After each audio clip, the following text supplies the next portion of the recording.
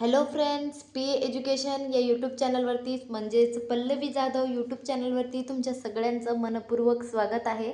पहा, आत्ता आपण आज जो टॉपिक घेणार आहे, आपल्या टॉपिकचं नाव आहे अपूर्णांक हा टॉपिक. आणि हा टॉपिक शिकवत असताना मी तुम्हाला बेसिकपासून तर ॲडव्हान्स लेवलपर्यंत सर्व क्वेश्चन घेणार आहे. आणि तुम्हाला जेवढं काही बेसिकपासून प्रॉब्लेम्स आहेत, हे सगळे तुमचे डाऊट्स या व्हिडिओमध्ये क्लिअर होणार आहेत. आणि तुम्ही जर व्हिडिओ पाहायला सुरुवात केली तर स्टार्टिंगला तुम्हाला थोडंसं येत असल्यामुळं तुम्हाला थोडंसं चांगलं पण वाटू शकते आणि ज्यांना जास्तच येत असेल त्यांना थोडंसं बोर पण होऊ शकते. पण आपण जे आहे ते आपण कन्सेप्ट वाईज जाणार आहे, कारण की बऱ्याच मुलांना बेसिक काय असतं हे अजून माहिती नाही आहे. त्याच्यामुळं आपण एकदम बेसिकपासून हा टॉपिक चालू करणार आहे. चला तर आपण आता पाहूया. पहा, पहिला प्रकार मी तुम्हाला सांगणार आहे आणि या पहिल्या प्रकारामध्ये काय आहे पहा. आता प्रश्न प्रकार पहिला पहा काय आहे. तर इथे आपल्याला काय दिलं आहे पहा. हे काय आहे पहा, 13/19 आहे ना. मग आता काय म्हणे, हा अपूर्णांक कसा लिहाल म्हणजे वाचाल कसं वाचतो आपण. 19/13 म्हणतो का, नाही. 19 तर खाली आहे छेदामध्ये, याला काय म्हणतो आपण, अंश म्हणतो. आणि याला काय म्हणतो आपण, खाली जे असतं त्याला काय म्हणतो आपण, छेद म्हणतो.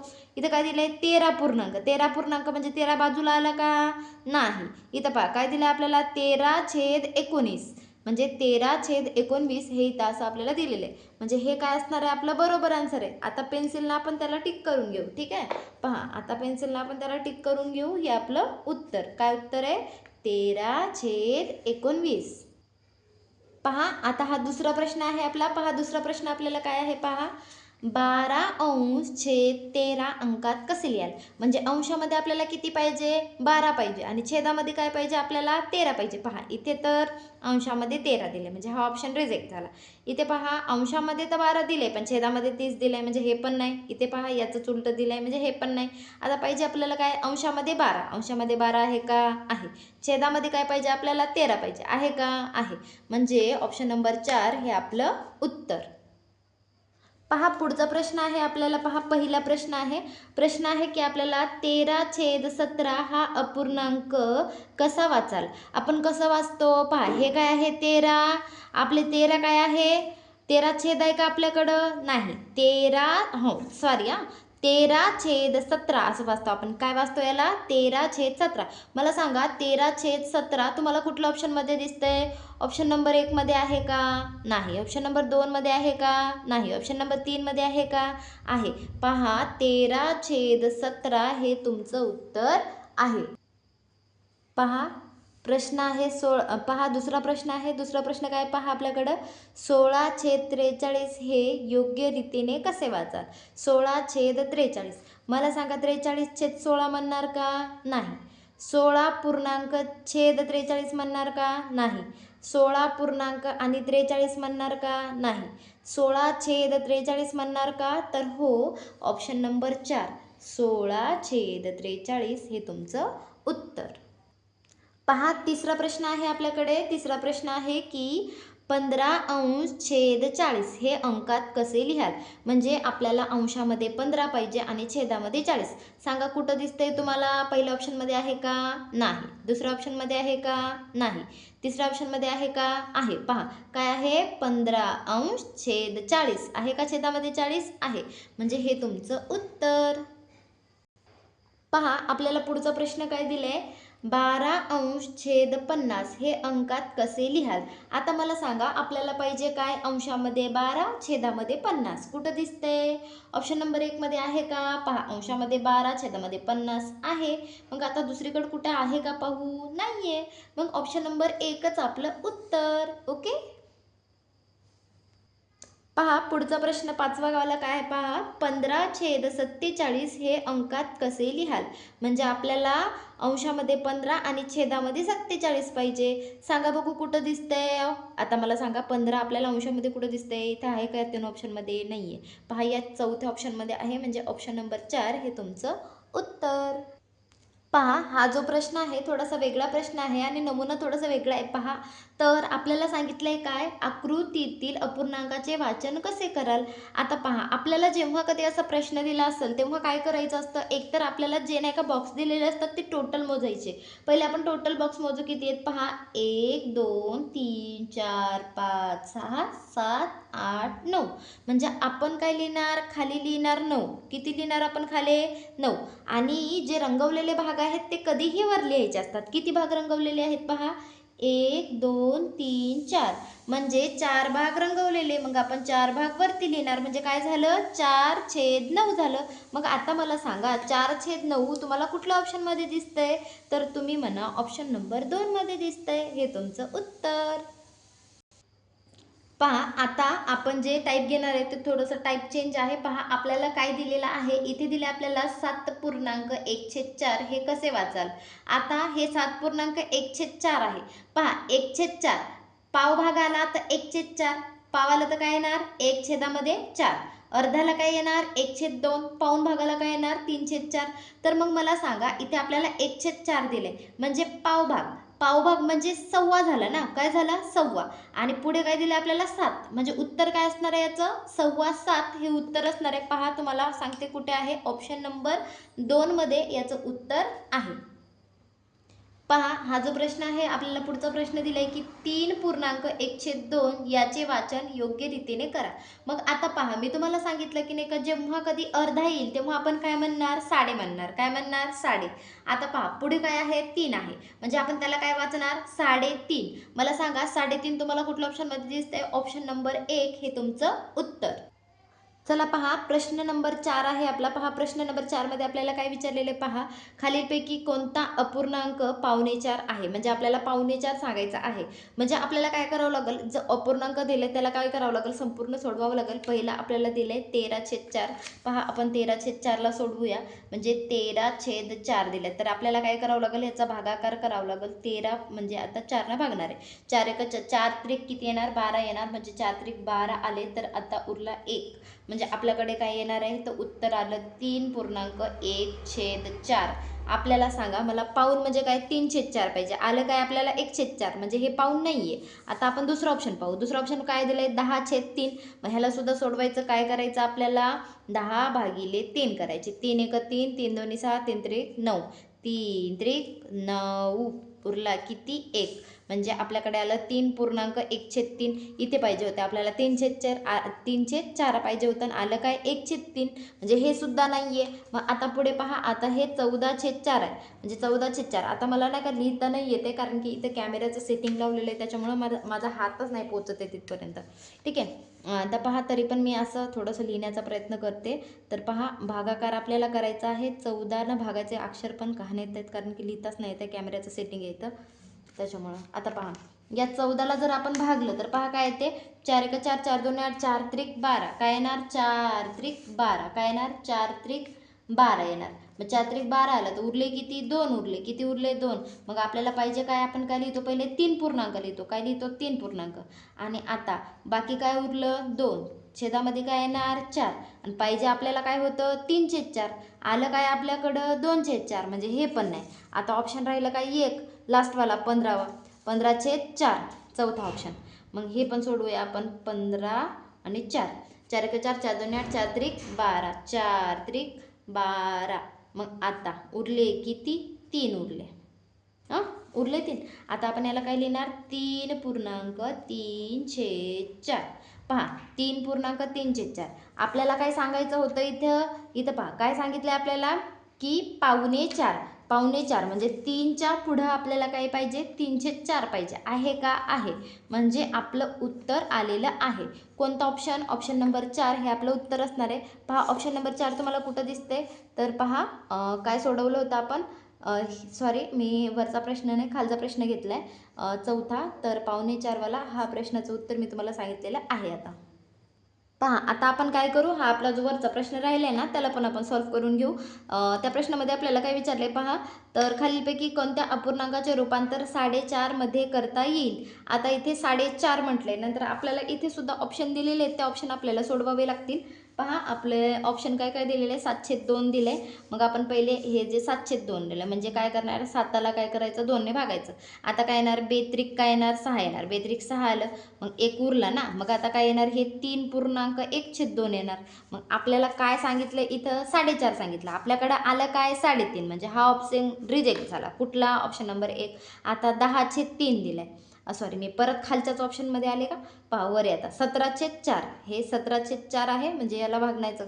आता पहा हे 17 आणि हे 4. ठीक आहे, 4 1 4, 4 2 8, 4 3 12, 4 चोक 16, 4 चोक आले 16, 17 16 गेले, उरला 1, म्हणजे आपल्याला आलं 4.1/4 आलं. पाहिजे आपल्याला होतं नाही का, साडे म्हटल्यानंतर 1/2 पाहिजे, मग हे सुद्धा नाही आलं. मग हे बघू आपण आता. पहा 9/2. म्हणजे आता 9 2.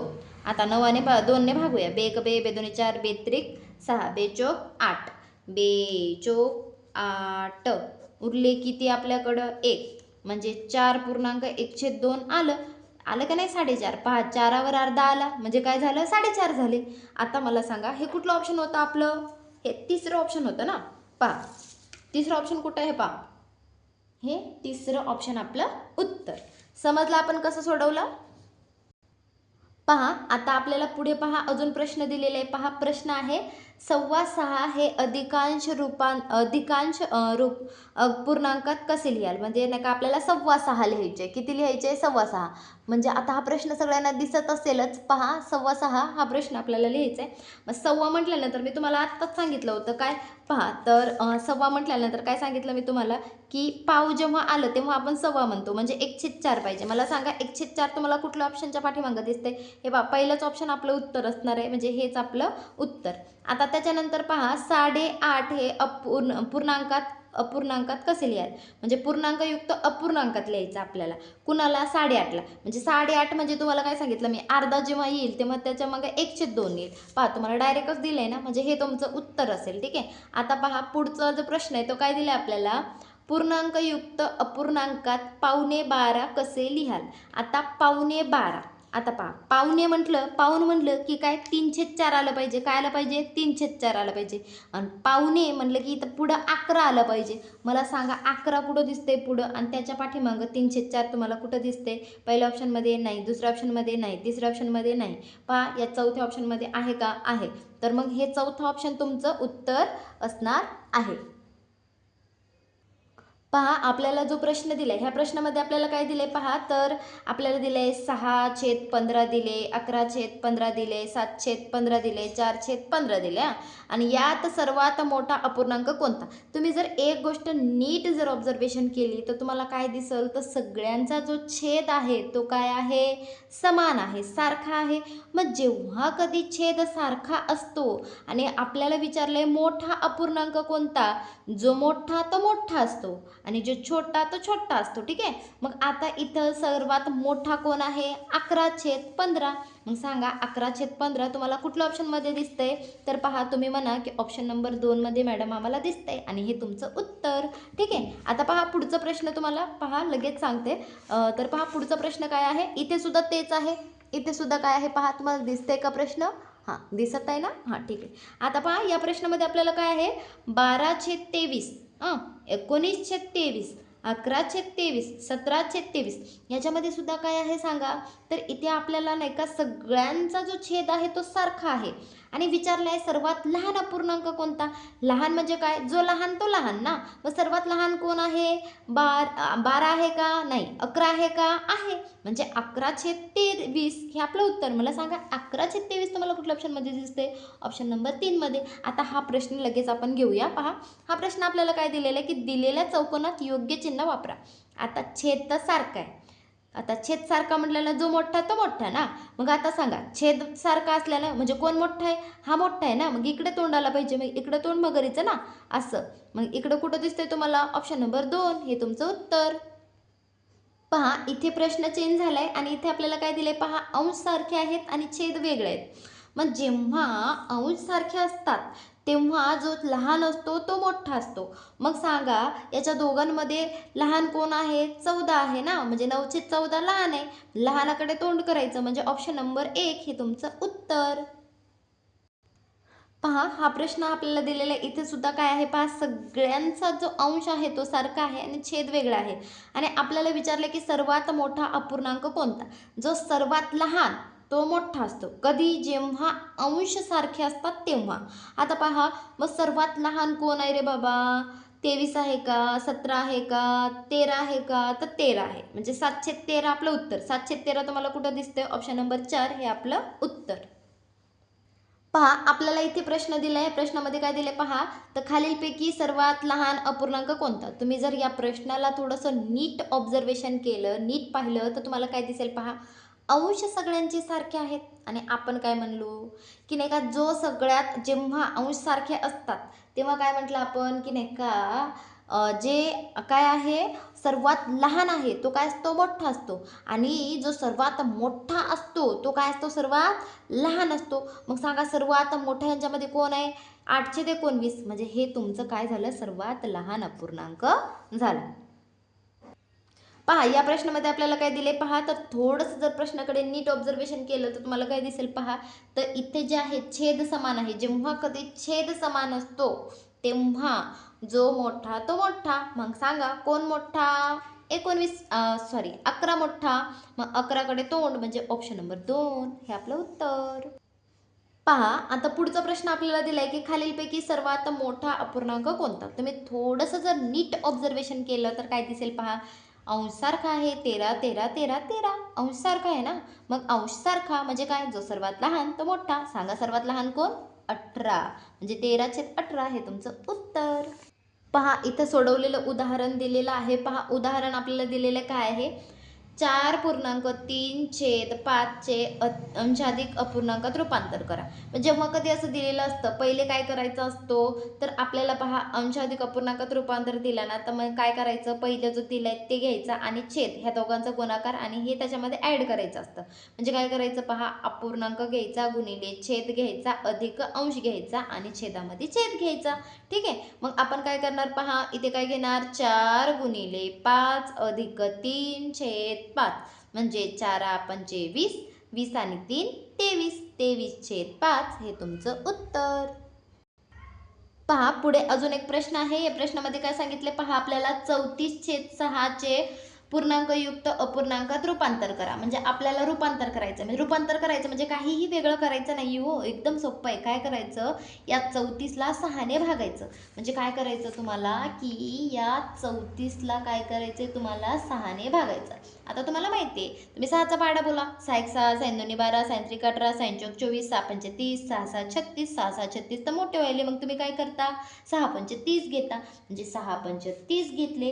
तर आता मला सांगा किती उरले?